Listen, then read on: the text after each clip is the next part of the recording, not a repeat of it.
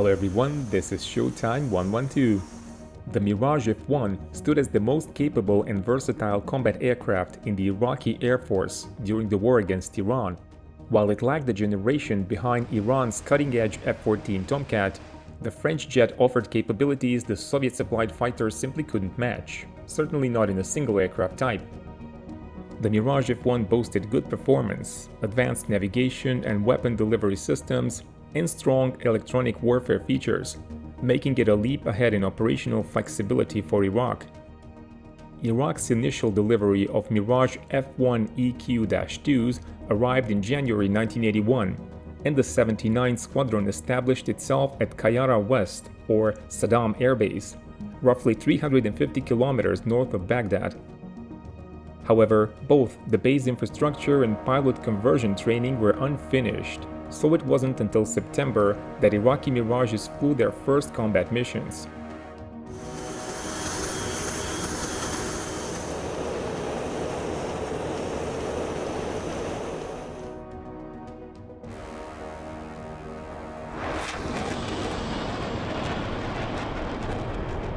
A small detachment of 2 airframes transferred to Wahda Air Base, also known as Shaiba, near Basra.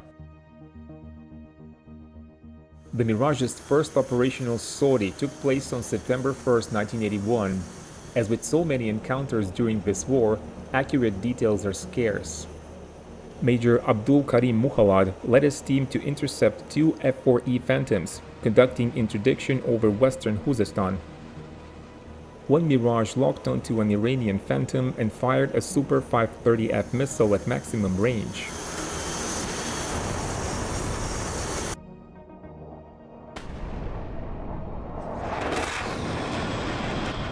Iranian sources report their Phantoms being fired upon, but the Iraqi fighters disengaged as soon as a Phantom returned fire with an AIM-7E.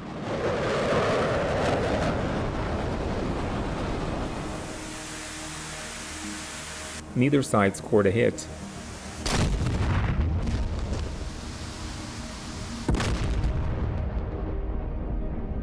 A few days later, on September 4th, a similar engagement unfolded. This time, Iraq claimed the kill, but Iranian records show no losses.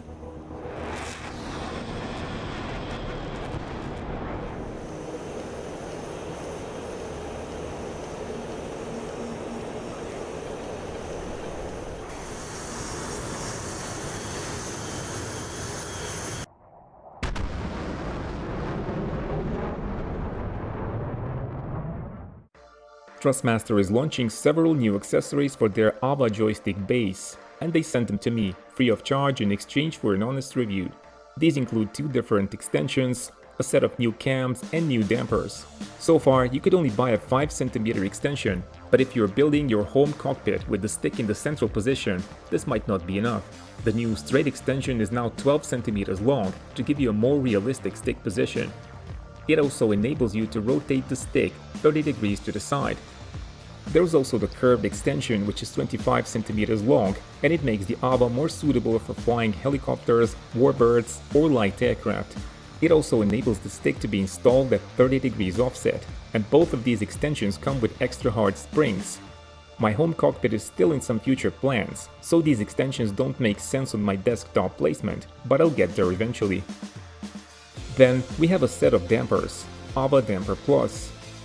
One of the main points of criticism for the AVA base was probably the springy feel it gave, which could kill the feeling of realism. Now, with the new dampers, this is gone, and your stick returning to the center will feel much more like the real thing. Finally, we have the new cam set. Designed in cooperation with a real-world fighter pilot, these cams are made to give you the experience of controlling a fly-by-wire jet fighter.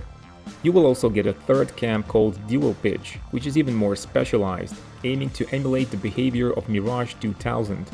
Sadly, in DCS world, this type apparently doesn't have a future, but you can still experience flying it in Microsoft Flight Simulator or War Thunder.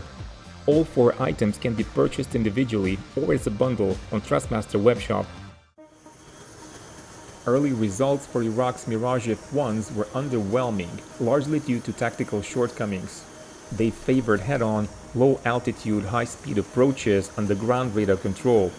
Once ordered, they would briefly activate their radars, try for a quick lock, then fired the Super 530F missile from maximum range. Iranian pilots had ample warning and could easily evade. After seeing the detonation, the Iraqis would break off, rarely pursuing dogfights or verifying enemy losses. Iranian F-14 Tomcats dominated the skies, claiming a significant toll on Iraqi fighter bombers.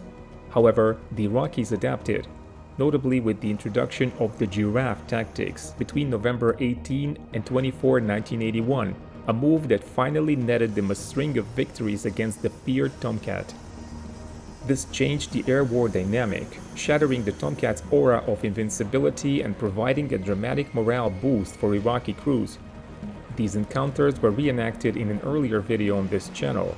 Check it out if you missed it.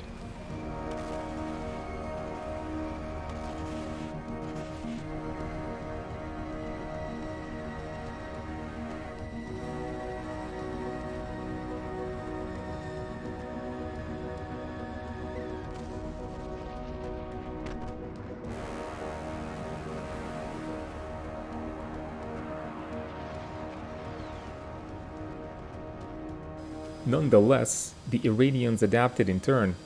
They began assigning F-5Es to low-level barrier patrols beneath F-14s and suspended all other flights, including helicopters, in the critical Khuzestan sector. This left ground forces without close air support, but freed the Tomcats to hunt unimpeded. On November 29, 2 Mirages were detected by the vigilant F-5s, leading to a swift Iraqi withdrawal. The following day, another failed attack, this time including MiG-23s, ended with reported kill claims by Tomcat crews, but there's no confirmation of Iraqi losses to match the claims. Iraqi persistence saw yet another attempt on December 2nd. The result, an Iranian Tomcat shot down a MiG-23 MS, with the Iraqi pilot captured after ejecting.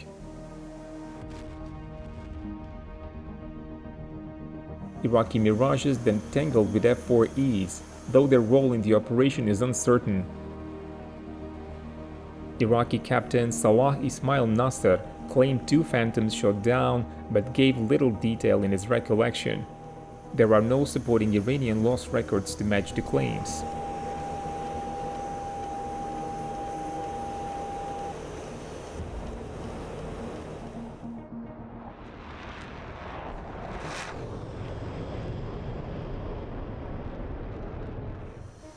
December 3rd marked a reversal. Iraqi Mirage pilots not only failed to repeat their earlier successes, but suffered their first confirmed combat loss. Iranian Lieutenant Colonel Mohammad Hashem Aliaga laid a trap.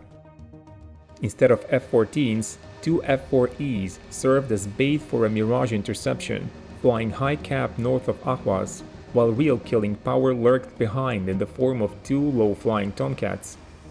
As the Mirages closed in and started to climb, the Tomcats lit up their radars, and each fired an AIM-54 Phoenix missile.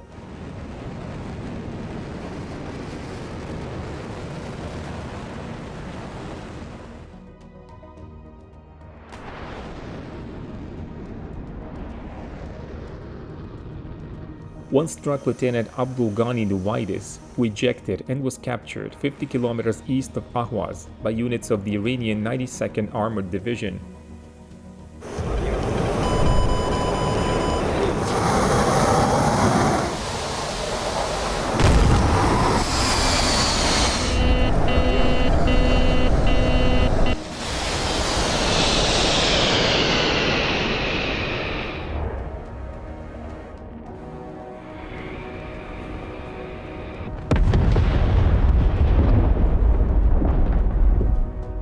Iranian Tomcat crews actually claimed 2 kills, but Iraqis only recognized the loss of number 2 Mirage flown by Nuwaidis.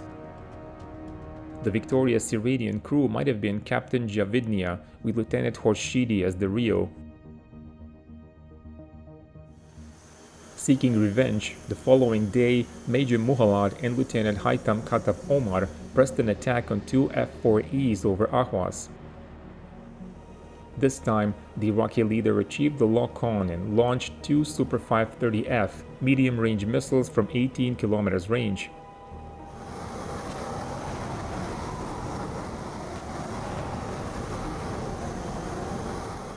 This gave the Iranian crew enough time to maneuver and break the radar lock.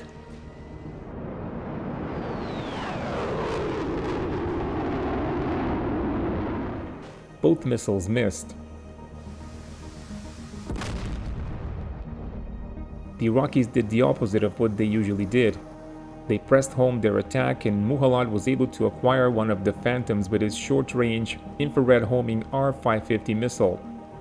The missile detonated behind its target, possibly damaging it, but both Mirages had to retreat when a pair of F-14s approached.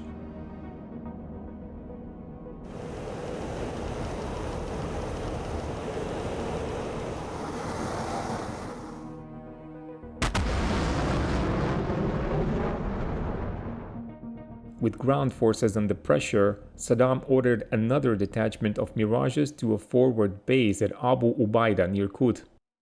They were supposed to surprise the Giraffe on the central section of the front, but the communications relative to this deployment were intercepted, so the Iranians were prepared. Lieutenant Colonel Aliaga once again set up a trap with two F-4Es flying high cap. They were again protected by a bar cap of two F-5Es below and two F-14s to the rear. The Iraqi leader was able to achieve a lock on one of the Phantoms and fire a missile which damaged it.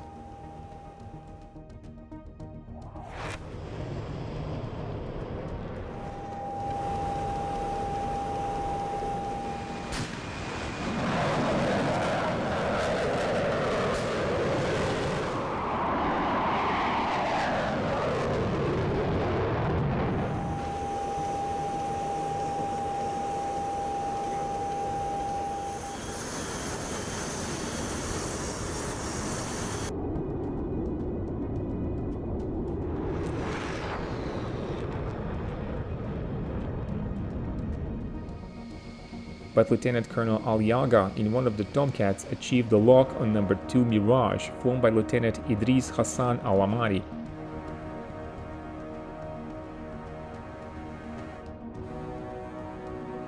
The Phoenix missile hit, forcing Lieutenant Idris to eject.